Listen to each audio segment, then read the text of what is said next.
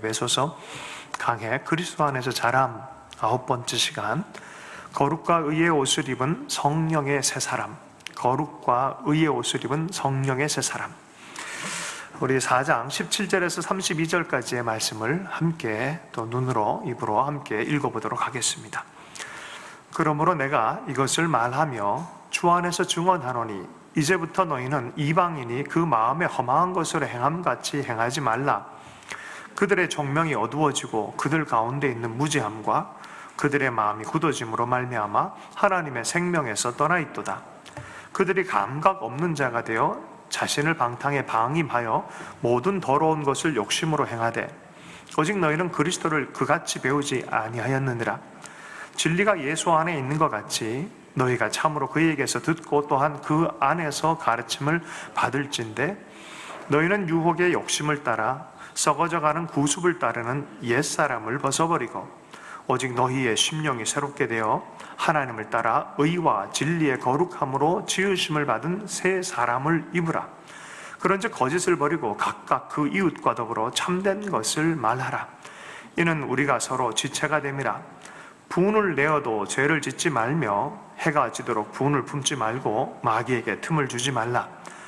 도둑질하는 자는 다시 도둑질하지 말고 돌이켜 가난한 자에게 구제할 수 있도록 자기 손으로 수고하여 선한 일을 하라. 무릇 더러운 말은 너희 입 밖에도 내지 말고 오직 덕을 세우는 데 소용되는 대로 선한 말을 하여 듣는 자들에게 은혜를 끼치게 하라. 하나님의 성령을 근심하게 하지 말라. 그 안에서 너희가 구원의 날까지 인치심을 받았느니라. 너희는 모든 악독과 노함과 분냄과 떠드는 것과 비방하는 것을 모든 악의와 함께 버리고 서로 친절하게 하며 불쌍히 여기며 서로 용서하기를 하나님이 그리스도 안에서 너희를 용서하심과 같이 하라. 아멘. 거룩과 의의 옷을 입은 성령의 새 사람. 에베소서 1, 2, 3장에서는 하나님이 창조하시고 하나님이 친히 거하시고 하나님 예수 그리스도의 몸이 되는 교회에 대한 하나님의 충만의 대상이기도 하고 충만의 통로이기도 한 교회에 대한 이야기를 합니다. 그리고 우리가 그 교회 안에서 성령의 은사와 직분을 받아서 교회를 세우는 것에 대해서 이야기를 합니다. 그러므로 라고 하면서 연결고리가 드디어 계속해서 등장을 합니다. 여러분, 어디에 연결되어 있느냐가 그 사람의 운명이 될 때가 있어요. 오늘 교회에 대해서 한참 얘기한 다음에 그러므로 너희는 이라고 얘기를 합니다. 앞부분에서는 그러므로 라고 하면서 하나 되라, 하나님의 하나인 것처럼 그 하나됨으로 부르고 하나된 교회로 하나님 보시는 것처럼 너희도 하나를 힘써라 라고 말하고, 두 번째 특징은 거룩한 백성이 되라 라고 말씀하고 있어요. 오늘 그 거룩한 백성에 대한 표현이 거룩과 의의 옷을 입은 성령의 새 사람이라는 표현입니다. 연합과 더불어 하나됨과 더불어 우리가 지켜야 될 것은 이 거룩함에 대한, 성결함에 대한, 의로움에 대한 부분들을 열심히 지켜라라고 말합니다. 자, 그런데 이 비결이 어디에 있느냐? 바로 커넥트에 있다는 거예요. 어디와 연결되어져 있느냐가 아주 키라고 말합니다. 그러므로라는 분위기는 교회와 연결되어졌고, 교회는 곧 성령과 연결되어졌고, 성령은 삼위일체 하나님과 연결되어졌고, 그 연결되어진 그것을 통해서 하나 되고 거룩하고 사도적인 교회, 그 안목 안에서 그러므로라고 말하는 거예요. 그 하나님과 연결되어진 그 관계 안에서 그러므로라고 말합니다. 성령과 연결되어진 교회 안에서 그러므로라고 말합니다. 4장에서 6장까지의 말씀에 9번 그러므로가 나와요. 이 그러므로를 놓쳐버리면은 이 구절 이후의 본문을 완전 잘못 해석할 수 있어요. 그래서 이게 되게 중요하면 좀 더 머물러서 얘기를 하길 원합니다. 그러므로 성령에 의해서 연결되어진 것 안에서 의와 진리로 살길 바란다라는 거예요. 그럼 성령, 이 연결되어진 것 없이 내가 이렇게 살 수는 없나요? 그거는 외형이지 진짜가 아니다라는 거야. 그러니까 연결되어진 것 안에서 그러므로 너희들이 이렇게 옷 입으라라고 말하는 거예요. 23절에 보면 너희 심령이 새롭게 되어라고 말하는데, 성령에 의해서 변화되어진 이 마음, 예수의 영, 하나님의 영으로 연결되어진 이 마음 안에서 너희들이 새롭게 되어진다는 거예요. 아니, 새롭게 하고 싶어도 성령의 역사가 없다면 할 수가 없다는 거죠. 하긴 해도 의도와는 다르게 전혀 다른 열매가 나올 수밖에 없어요. 그래서 여기에 중요한 건 내가 이런 빚의 행위를 해라라는 것보다 더 중요한 거는 먼저 어디와 연결되어졌는지를 생각하고 그 중심 안에서, 그 커넥트 안에서라는 것이 더 중요한 거예요. 유진 피터슨 목사님 분이 계신데, 이분이 제가 자주 인용하는 분인데, 이분의 책에 재미난 얘기가 있더라고요. 클리프 해머란 영화 아세요? 암벽 타는 사람들 좋아하는 영화죠. 근데 암벽 타는 사람들 안에 그런 게 있다 그래요. 정말 이게 스릴을 즐기는 거죠. 아주 높은 암벽에 올라가는, 야, 저걸 밖에서 보면 저걸 왜 하냐, 막 이 정도로 너무너무 위험한데 정말 그 스릴을 즐겨요. 그런데 어떤 사람들은 암벽을 타다가, 아주 높은 암벽을 타다가 밤이 오면은 더 이상 올라가질 않고 거기에 로프를 장착하고 그걸 뭐라 합니까? 고리에 연결해서 암벽에 박고 거기에 침낭을 설치를 해가지고 거기서 잠을 자요. 야, 어마무시한 사람들이 있어요. 어떻게 저럴 수 있지? 연결되어진 보호장구 때문에 저럴 수 있다는 거예요. 여러분, 우리가 그리스도 안에서 장성한 분량에 우리가 스스로 도달할 것처럼, 그리스도를 인정하고 나를 부인하고 십자가를 내가 지고 영광의 찬송이 되기 위해서 내가 열심히 일하는 거 참 좋은데, 그게 커넥트가 없으면 위험하다니까요. 다 커넥트가 되어야만 거기에서 야밤에도 암벽 위에서 이렇게 야영을 할 수 있는 것처럼, 우리가 이 커넥트가 없으면은 그것 자체가 우리에게 위험을 줄 수 있다는 거예요. 그래서 이런 표현이 있습니다. 교회의 삶은 그 연결 없는 교회의 삶은 위험하다. 교회의 삶이 위험하다라고 말하는 거예요. 이 말은 하나님과의 살아계신 하나님과의 관계없이, 성령의 관계없이 내가 그리스도인으로서의 활동으로만 가득 채워놓으면, 기독교의 활동으로만 가득 채워놓으면 이것이 오히려 큰 위험이라는 거예요. 교회 일을 익숙하고 많은 거 클래스를 다 듣고 성경을 백독을 하고 뭐 이런 것에 익숙한데 뭘 하나를 딱, 보호장구 하나를 딱 잊어먹으면 이건 위험한 일이 된다는 거예요, 도리어. 그래서 칼 바르트라는 신학자가 이런 얘기를 했어요. 우리는 항상, 그리고 영원히 그리스도인의 삶에서 초보이다. 우리는 뭐다? 초보이다. 크리스찬은 졸업이란 없다. 다 배웠으니까 이제 졸업해야 된다. 나 굉장히 성숙했다. 나 이제 졸업해야 된다라고 하면서 보호장구 없이 다닐 수 없다는 거예요. 도리어 다 성장하면 성장할수록 더 보호장구를 가지고 더 많이, 더 의지를 하는 거예요. 더 완벽하게 의지를 하는 거예요. 그 표현을 이렇게 얘기합니다. 마태복음 18장 3절 말씀입니다. 이르시되 진실로 너희에게 이르노니 너희가 돌이켜 어린아이들과 같이 되지 아니하면 결단코 천국에 들어가지 못하리라. 어린아이처럼 아버지 부모들에게 그냥 확 매달리는 기술이 늘잖아요. 아이가 그냥 확, 그냥 오늘도 오면서 이렇게 어떤 아버지가 꼬마아이 유모차를 끌고 가는데 얼마나 참 보기 좋던지. 근데 자세히 보니까 유모차가 요새 너무 좋더라고요. 그 아버지가 별별 거 다 쟁여놨어요. 여기 물통 보니까 한눈에 다, 신호등이 이렇게 건널 때 이렇게 봤어요. 제가 바로 제가 앞에 있어서 쭉 보는데, 그 앞에는 뭐가 이렇게 장착이 되어 있냐면은 손풍기 있잖아요. 손풍기가 딱 장착되어 있어요. 얘는 아주 그냥 진짜 그냥 정말 대접받는 느낌, 이렇게 앉아서 가더라고요. 아버지 뒤에서 밀고. 참 좋더라고요. 그런 어린아이, 아버지를 신뢰하는, 아버지의 돌봄을 받는, 아버지의 보호를 받는, 하나님 아버지로부터 이런 놀라운 사랑을 받는.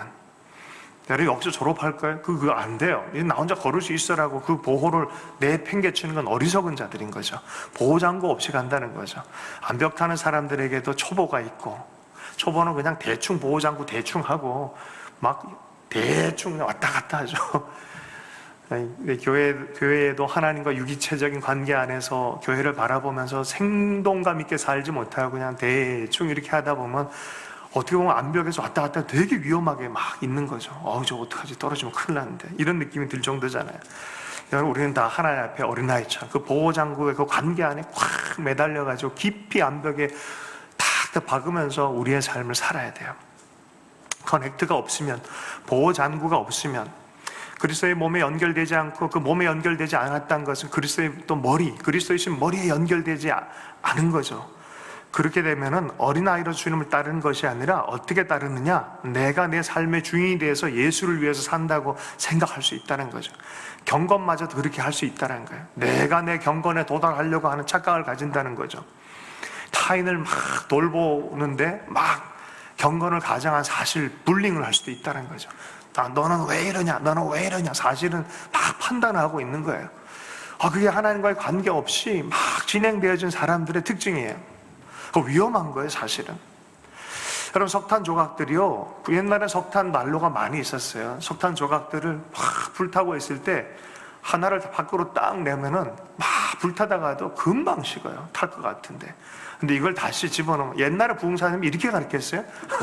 이거를 다시 집어넣으면 같이 함께 커넥되어 좀 다시 불타기 시작한다는 거예요. 그러므로가 그런 의미예요. 그 관계 안에 붙어 있으라는 거예요. 관계가 우선이다는 거예요. 외적인 행동과 이방인이냐 또 하나님의 사람으로 나타난 윤리적 어떤 행동에 대한 거는 형식일 뿐이고 그 내적인 관계가 우선이라는 거예요. 이 관계 안에서 너희들이 뿌리를 내리라는 거예요. 자, 본문에 그래서 그러므로가 그런 의미란 걸 알고 한번 본문으로 들어가서 4장 17절의 말씀을 한번 읽겠습니다. 함께 읽습니다. 시작. 그러므로 내가 이것을 말하며 주 안에서 증언하노니 이제부터 너희는 이방인이 그 마음에 허망한 것으로 행함같이 행하지 말라. 누구 안에서 증언한다 합니까? 주 안에서 증언하노니, 사도적 권위, 하나님과의 관계 안에서, 살아계신 하나님과의 관계 안에서, 주 안에서 주의 이름으로 내가 너희들 명한다라고 말합니다. 여러분, 이방인의 삶과 대조적인 게 이거예요. 그리스도와의 관계예요. 그 안전장치 안에서의 삶이에요. 이제부터 에베소 이방인 이교도의 삶을 사는 너희들이 이제는 그리스도 안에 관계적인 교회로 되어졌으니 이제부터는 다르게 살라라고 말하는 거예요. 이제부터는 너희는 이방인이 그 마음에 허망한 것으로 행함같이 하지 말라. 하지 말아야 될 것이 있다 너희들에게는 라고 말하는 거예요. 이방인에 대한 어떤 이 삶의 태도들, 삶의 어떤 라이프 스타일에 대해서 교리적으로 4장 17절에서 24절까지 얘기합니다. 교리적으로 그렇다면 이런 행동이 나올 수밖에 없고, 너희가 이런 커넥 안에 있다면 좋은 행동이 나올 수밖에 없고 나쁜 행동이 나올 수밖에 없는 것은 어디에 커넥되어 있느냐가 중요하다는 거예요. 4장 18절에서 19절의 말씀을 함께 읽어보겠습니다. 이교도 이방인의 특징에 대해서 얘기를 합니다. 함께 읽습니다. 시작. 그들의 청명이 어두워지고 그들 가운데 있는 무지함과 그들의 마음이 굳어짐으로 말미암아 하나님의 생명에서 떠나 있도다. 그들이 감각 없는 자가 되어 자신을 방탕에 방임하여 모든 더러운 것을 욕심으로 행하되. 4단계로 서술이 되어 있어요. 첫 번째는 마음이 굳어진다. 그들은 마음이 굳어져 있다. 두 번째는 지적으로 둔감해진다. 어두워진다는 거예요. 세 번째는 그 무감각 상태로 내버려둠을 당하는 심판이 있다는 거예요. 그 내버려둠을 당하는 거예요. 관여되어지지 않는 거예요. 그러니 거기서 나오는 결과가 뭐냐? 그 존재성의 결과가 뭐냐? 눈먼 상태, 무모하고 방탕한 삶이 되어진다는 거예요. 우리는 방탕한 삶이 거기로부터 점점 이상해질 거 같은데, 아니 그게 결과라는 거예요. 그게 결과라는 거예요. 그 열매처럼 나오는 결과라는 거예요. 로마서 1장 18절에서 32절에 길게 했던 거를 에베소에는 이렇게 축소해서 이렇게 표현이 되어져 있습니다. 똑같아요, 구조가. 그래서 좀 더 자세히 읽으려면 로마서 말씀과 좀 비교해서 읽으면 좋습니다. 나중에 시간 내서 로마서 1장을 한번 자세히 읽어보세요. 오늘 에베소서의 구조와 너무나 정확합니다. 자, 첫 단계가 완고함이라 그랬어요. 그들의 마음이 굳어졌다는 거예요. 그들이 하나님의 생명에서 굳어져 있다는 거예요. 이게 로마서 말씀 불의로 진리를 막는 사람이라 표현됐고, 하나님을 알되 하나님을 영화롭게도 아니하고 하나님이 계신 건 아는데 그분에 대해서 커넥이 되어져 있지 않다라는 거예요. 마귀도 하나님이 하나님인 걸 안다 그랬잖아요. 그러나 마음으로 연합되어져 있지 않다라는 거예요. 그들이 마음에 하나님 두기를 싫어했다라고 얘기를 하고, 이게 완고함이라는 거예요. 첫 단계가 완고함이에요. 이런 완고함들이 있어요. 하나님을 아는데 하나님을 기쁘고 즐겁게 정말 관계 안에서 누리질 못하는 단계, 완고함. 두 번째, 어두움이에요. 17절에서 18절까지의 말씀을 보면은 그들의 총명이 어두워지고 그들 가운데 있는 무지함과 그들의 마음이 굳어짐, 그의 마음에 허망한, 이런 표현을 쓰고 있어요. 로마서 1장 21절에서 28절의 말씀에 보면 또 이렇게 표현되어 있어요. 오히려 그 생각이 허망하여지면 미련한 마음이 어두워졌나니 스스로 지혜 있다 하나 어리석게 돼요. 1장 28절, 그들이 마음에 하나님 두기를 싫어하며 하나님께서 그들을 상실한 마음대로 내버려 두사. 여러분, 처음엔 완고함인데 점점점 굳어지고 어두워진다는 거예요. 지성이 어두워진다는 거예요. 그 마음 상태가 점점점 하나님 내버려 두게 되는 상태로 넘어가는 거예요. 그게 바로 죽음과 심판의 단계. 내버려 두는 것을 아예 내버려 둬버린 거예요. 관여 자체를 안 해주신 거예요. 이게 심판이에요, 사실은. 에베소 4장 18절 이후에 이 상태가 하나님의 생명에서 떠나 있도다라는 상태입니다. 로마서 1장 24절에서 28절의 말씀에 하나님께서 그들의 마음의 정욕들을 더러움에 내버려 두사, 이 때문에 하나님께서 그들을 부끄러운 욕심에 내버려 두셨으니, 1장 28절, 하나님께서 그들의 상실한 마음대로 내버려 두사, 그 결과가 뭐예요? 무모한, 합당치 못한 일을 하게 하셨다는 거예요. 그들이 감각 없는 자가 돼요. 하나님께 감각 없고 자기 스스로의 감각 없는 자가 돼서 뭐가 진리인지 뭐가 생명인지 몰라서 막 그냥 사는 삶이 있다. 방탕에 방임하여 모든 더러운 것을 욕심으로 행하되라고 말합니다. 로마서 1장 24절 31절에 더러움, 부끄러운 욕심 뭐 이런 것들을 그대로 하나님이 합당치 못한 일에 대해서 그냥 내버려 둬버리니까 어떤 일이 벌어집니까? 29절부터 31절에 이런 표현이 있어요. 곧 모든 불의, 추악, 탐욕, 악의가 가득한 자요, 시기, 살인, 분쟁, 사기, 악독이 가득한 자요, 수군수군한 자요, 비방하는 자요, 하나님께서 미워하는 자요, 능욕하는 자요, 교만한 자요, 자랑하는 자요, 악을 도모하는 자요, 부모로 거역하는 자요, 우매한 자요, 배약하는 자요, 무정한 자요, 무자비한 자라. 이게 바로 이방인 이교도의 삶의 원리라는 거예요. 스타일이라는 거예요. 속에 어떤 게 담아있냐에 따라서 이런 형태가 등장한다는 거예요. 이 행동 자체가 열매가 이 외형이라는 거예요. 외형. 뿌리가 어떠하냐에 따라 나타나는 외형의 열매라는 거예요. 이게 지금 다루는 것은 외형에 대해서 다루는 게 아니라 뿌리에 대해서 사실은 다루고 있는 거예요. 뿌리에 대해서. 사도 바울은 어디와 커넥션이 되어 있냐는 거예요.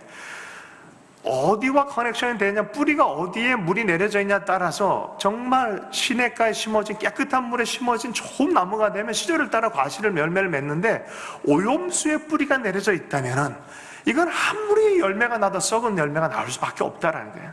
열매 문제 아니다, 이건 뿌리 문제다라고 얘기하는 거예요.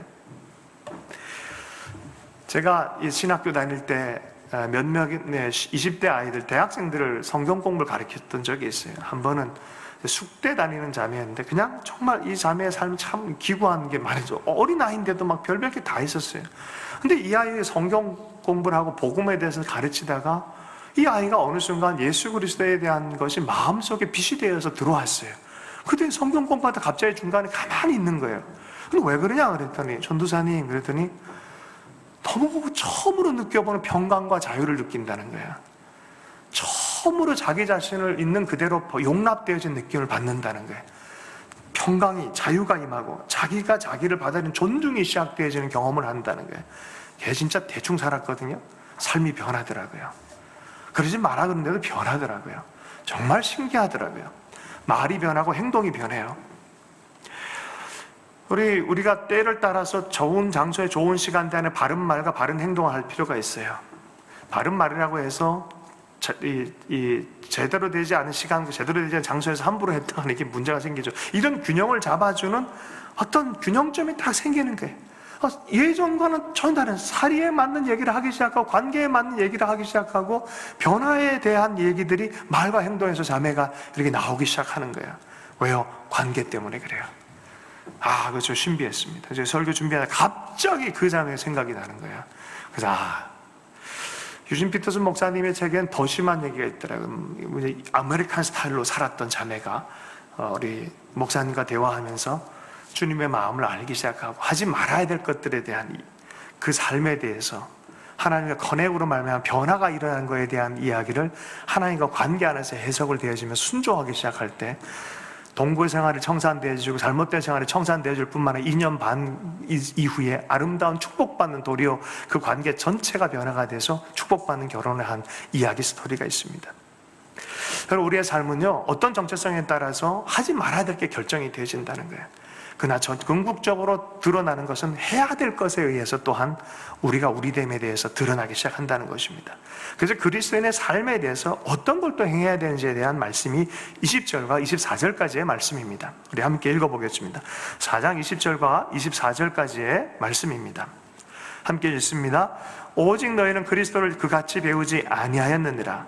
진리가 예수 안에 있는 것 같이 너희가 참으로 그에게서 듣고 또한 그 안에서 가르침을 받았을진데 너희는 유혹의 욕심을 따라 썩어져가는 구습을 따르는 옛사람을 벗어버리고 오직 너희의 심령이 새롭게 되어 하나님을 따라 의와 진리의 거룩함으로 지으심을 받은 새 사람을 입으라. 너희들은 이방인처럼 그렇게 사는 사람들이 아니다. 이제는 원리가 바뀌었다. 오퍼레이션 시스템, OS 시스템 자체가 바뀌었다는 거예요. 어떻게 바뀌었습니까? 너희는 그리스도를 배웠다. 너희는 그에게서 들었다. 너 그 안에서, 그 관계 안에서 가르침을 받고 있다라는 거예요. 그 관계 안에 있다라는 것들을 잊지 말아라라고 말합니다. 이전에는 제우스, 에베소의 아데미 여신, 별별 문화, 성적으로 타락하고 가치관이 혼재되어졌고 욕구와 뭐와 여러 가지 것들이 막 대충 막 살아왔던 그런 이교도의 삶이 아니라 이젠 살아계신 하나님과 연결되어진 삶으로 변환이 되어졌다. 십자가의 죽음을 통해 너희의 죄와 죽음이 끝났고 하나님과 연결되어졌고 성령 안에서 부활의 삶을 소망하는 그 연결되어진 존재로 너희들이 이제는 배우는 것이다. 그 안에서, 그 관계 안에서 새로운 삶을 사는 것이다 라고 말하는 거예요. 그리스도에게서 배우고 그 안에서 가르침을 받았다. 그를 배우라 라고 말하고 있어요. 여러분, 우리에겐 그래서 두 자아가 있어요. 옛 자아가 있고 그리스도 안에 새로운 자아가 있다고 얘기를 해요. 로마서 7장에 보면 이 어쩔 수 없이 존재적으로 보면 평생 동안 그 옛 기억은 지울 수 없잖아요. 살았던 옛 기억, 옛 사람. 이건 평생 있을 거예요. 그러나 거기로 돌아가면 안 돼요. 계속해서 성령과 연결되어져서 새로운 사람이 내 안에 창조됐다는 걸 이해하고 그 관계 안에서 계속해서 새로운 정체성의 옷을 입으라라고 우리에게 말하고 있는 것이죠. 그리고 전가되어진 의를 붙들라 그러잖아요. 주님이 우리에게 입혀준 의의 옷을 입으라라고 말하잖아요. 내 정체성이 뭐냐에 따라서 옷이 달라져요. 주일날 제가 목사라서 이제 정체성이 있으니까 양복 이렇게 해서 오잖아요. 그죠? 요새는 좀 다른 옷을 입는 분이 있지만 죄수는 죄수의 옷이 있고요. 군인은 군복이 있고요. 사람을 고치는 의사는 의사 가운을 입습니다. 하나님의 사람들 의와 진리로 옷을 입습니다. 하나님의 성화의 단계에서도 은혜다라고 표현해요. 이건 내 힘으로 입는 게 아니라 하나님이 내게 지어주신 옷으로 옷 입는 거예요. 옷은 여기서 그래서 정체성을 의미하는 거예요. 정체성이 그 관계 안에서 만들어진 것이 바로 내 옷이에요. 어떤 옷을 입었냐? 내 정체성이에요. 윤리 도덕의 옷을 입었는데 그걸 괜찮다 생각하면 그 사람의 정체성이 드러나는 거예요. 하나님의 백성으로 입은 옷은 거룩한 옷이 되어야 된다는 거예요. 당연하다는 거예요. 정체성으로 말미암아 옷이 달라진다는 거예요. 아멘이십니까? 내 변화는요, 그래서 나로부터 시작되지 않고 하나님 안에서 시작된 정체성으로부터 시작하는 거예요. 그분의 선물로부터 시작하는 거예요. 그래서 내 옷, 의와 거룩이란 이 옷으로 도덕적인 옷을 입는 것은 누구로부터 시작된다? 하나님과의 관계로부터 시작하는 거예요. 그래서 여기서 보면 성령을 근심하게 하지 말라라는 표현을 쓰는 거예요. 그럼 내가 거룩하고 의롭게 살면 되지 뭐 아니라는 거예요. 성령과 연결되어져서 그 옷이 내게 주어진다는 거예요. 좀 더 이 부분에 대해서 좀 나누길 원합니다.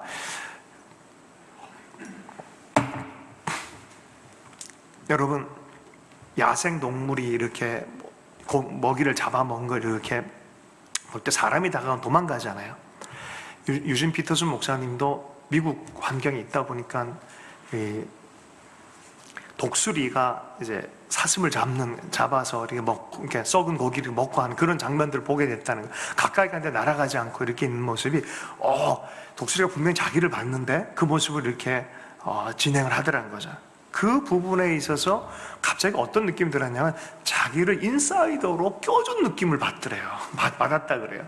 그 경이로운 모습, 그 자연의 어떤 삶에 대한 모습, 독수리의 삶에 대한 모습에 인사이더로 이렇게 껴안는 느낌을 받았다는 거예요. 저는 얼마 전에 사슴을 이렇게 사육하는 곳을 좀 갔었어요. 샀으면 좀 가까이서 좀 봤으면 좋겠네. 다들 저기 멀리 있는 거예요. 제 마음속으로 쟤들이 나를 경계하지 않고 좀 가까이서 나를 좀 대해줬으면 좋겠다 했는데, 그 마음속으로 이렇게 마음을 품었어요. 그런데 이 사슴이 다가왔는데 너무너무 예쁜 꼬마 꽃사슴이 이렇게 다가왔어요. 바로 불과 한 2, 3m 앞에서 이렇게 하는 모습 제가 사진으로 찍어놨거든요. 걔가 나를 아웃사이더로 생각하지 않고 인사이더처럼 나를 대해주는 거예요. 그런 느낌 받잖아요.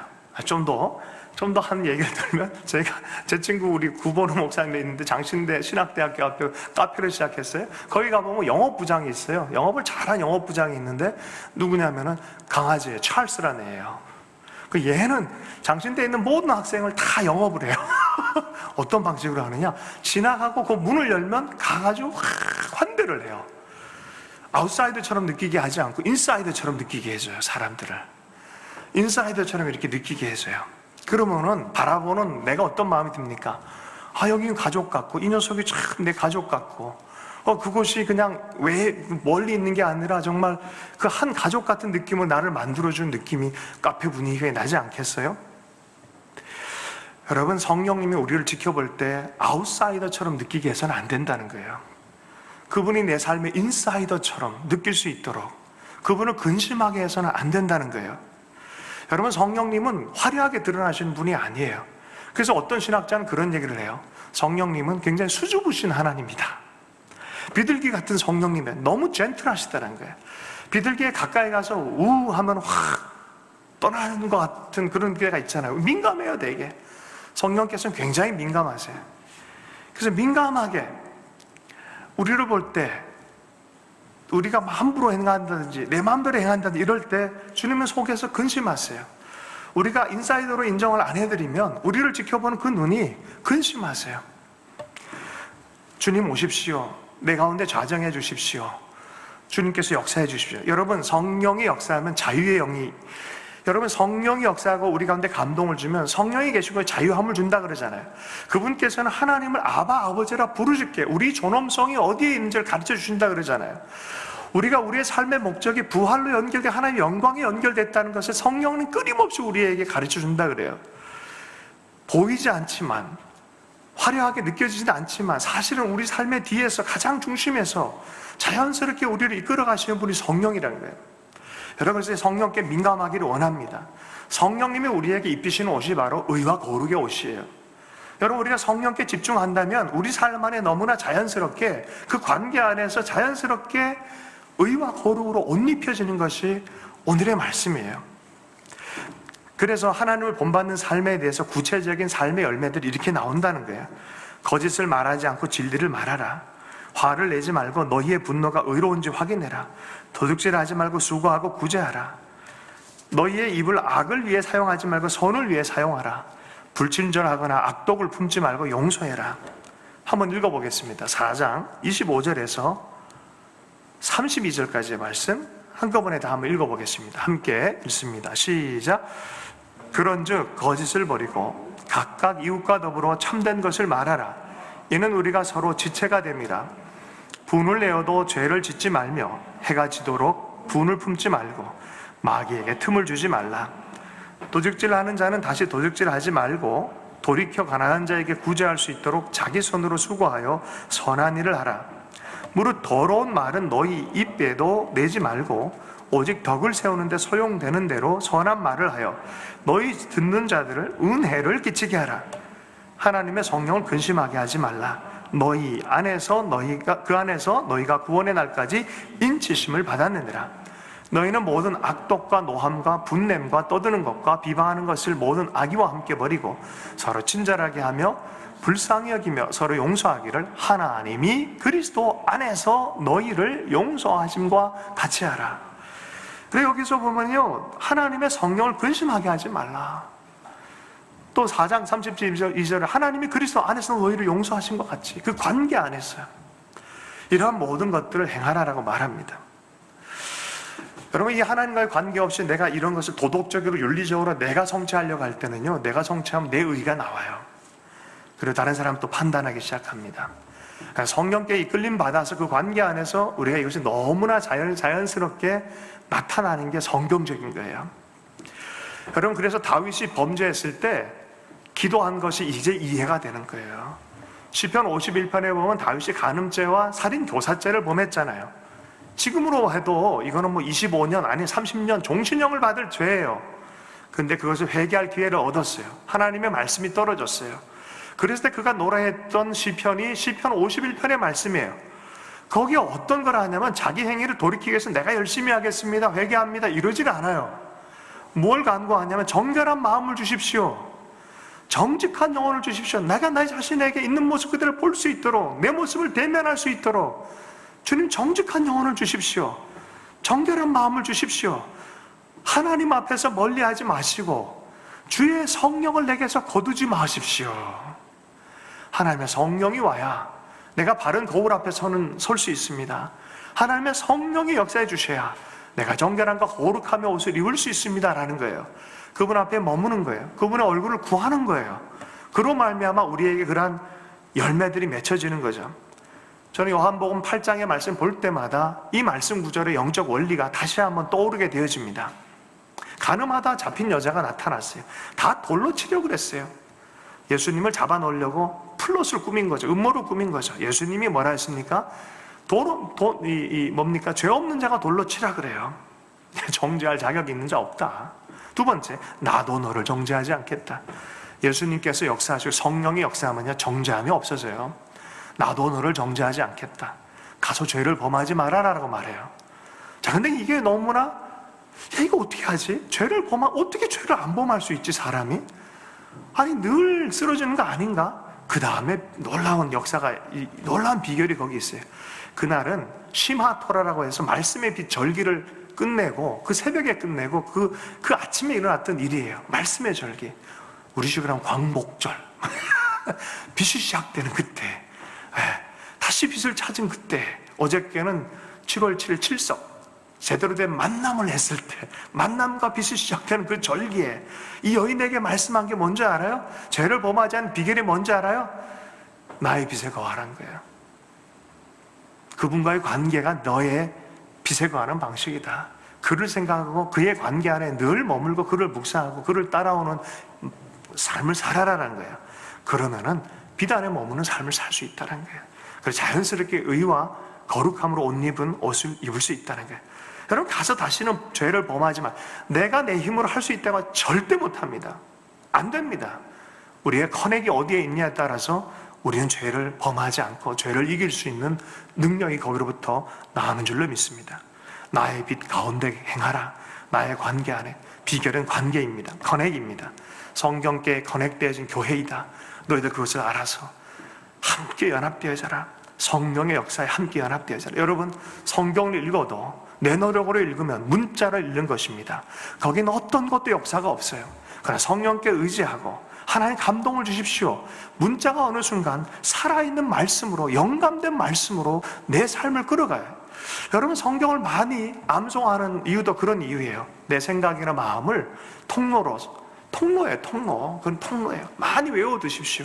근데 이 통로가 어느 순간 성령이 역사하면 이게 내게 양식으로 다가온다니까요. 두려워하지 마라. 내가 너와 함께 하느니라.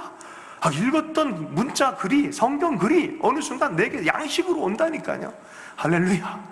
우리는 글자를 외우는 게 아니에요. 우리는 어떤 클래스에서 지식을 채우는 게 아니에요. 지식은 중요하지만 지식에 넘쳐나는 생명의 사랑을 경험하는 거예요. 지금도 살아서 역사하는 성령의 역사의 조명이 일어날 때 우리는 비로소 능력이 생기는 거예요. 여러분, 그래서 우리가 하는 활동이 이것을 대체할 수 없어요. 그리스도인들은요, 이 하나님과 관계가 중심입니다. 관계 안에서 모든 일을 해야 돼요. 교회를 섬길 때도 그래야 됩니다. 그래야 실족하지 않고, 그래야 위험하지 않습니다. 여러분, 스데반이 고난을 어떻게 잘 통과했습니까? 성령 충만함으로 그 순교의 고난을 통과했어요. 여러분, 그래서 집사들이 세워질 때 맨 처음 뭐예요? 성령 충만이었어요. 하나님과 관계 안에 있는 것이 우선이었어요. 광복절입니다. 76주년이에요. 어제는 7월 7석이었고요. 만남 안에 참된 만남의 기쁨이 있고, 빛의 절기, 회복의 절기, 회복된 것에 대한 기쁨이 있는 것을 우리 기념하잖아요. 저는 이런 영적인 원리를 안 사람이, 민족을 보고 부르셨던 사람이 저는 김구 선생이라고 생각해요. 김구 선생님이 이런 얘기를 했어요. 백범일지 맨 뒤에 보면은 동포에게 고하는 호소한 글, 나의 소원이라는 우리 잘 알려진 글이 있잖아요. 거기에 보면 나라에 대해서 이렇게 이야기를 합니다. 내가 원하는 우리 민족의 사업은 결코 세계를 무력으로 정복하거나 경제력으로 지배하려는 것이 아니다. 오직 사랑의 문화, 평화의 문화로 우리 스스로 잘 살고 인류 전체가 의좋게 즐겁게 살도록 하는 그런 일을 하자는 것이다. 어느 민족도 일찍이 그러한 일을 한 이가 없었으나 그것을 공상이라고 하지 말라. 일찍이 아무도 한 자가 없을 때 우리가 하자는 것이다. 이 큰 일은 하늘이 우리를 위하여 남겨놓으신 것임을 깨달았을 때 우리 민족은 비로소 제 길을 찾고 제 일을 알아볼 것이다. 광복된 이후에 매일 아침마다 새벽 예배를 드렸던 분입니다. 그리고 하나님을 부르짖었어요. 상동교회 또 여러 곳에서 주의 성경 말씀을 가르쳤던 분이에요. 그분이 이런 얘기를 했어요. 이 사명에 눈 뜰 때, 이 방향으로 힘쓸 때 30년이 못 돼 우리 민족은 괄목상대할 정말 놀라운 나라가 될 것을 확신한다라고 글을 마무리하고 있습니다. 그래서 성령 안에서 우리나라가 하나님 없이 의로운 나라 된다고 해 천만의 말씀 할 수 없어요. 하늘에 준 사명에 대해서 알고 있었고 하나님을 섬기는 분, 이건 성령이 도우셔야 돼요. 이 나라 가운데 성령이 오시고 이 나라 가운데 성령을 근심하지 않게 하고 성령 충만하여서 주님의 마음을 따라 그리스도의 의의 옷을 입고 그의 사랑 안에 뿌리 내려져서 달려가길 원합니다. 여러분, 그런 나라를요 하나님 들어 쓰셨어요. 역사 이래로 안 들어선 나라가 없어요. 진짜 성령 충만을 받고 그 안에서 살아가는 우리의 삶, 우리의 각자의 삶이 되었으면 좋겠습니다. 또 교회 가운데 이런 성령 충만한 역사가 있기를 원합니다. 의의 열매가 가득하기를 원합니다. 오늘 주신 말씀 붙들고 잠시 기도하도록 하겠습니다. 하나님, 거룩과 의의 옷을 입은 성령의 새 사람을 하나님 늘 입는 자가 되기를 원합니다. 우리가 누구인지 그리스도 안에서 늘 발견하는 자가 되기를 원하고 우리 속에서 늘 역사하신, 살아서 역사하시는 젠틀하신 성령님, 근심케 하지 않고 늘 우리 삶의 참관자요 주관자요 이끌어 가신 주인 되심을 인정해 드릴 때 삼위일체 하나님께서 함께 우리와 거하는 그 기쁨을 누리게 하실 줄로 믿습니다. 이 말씀 붙들고 늘 우리 삶 안에 주님과 동행하는 놀라운 축복이 있게 해주셔서 하나님, 우리의 공동체 안에, 가정과 교회 안에, 삶의 현장 안에 이러한 열매가 가득 채워지고 의와 빛의 열매들이 하나님 전달되어 줄 수 있도록 우리를 사용하여 주시옵소서. 그렇게 해가 좀 찬양합니다. 예수 이름을 축복하며 기도했습니다.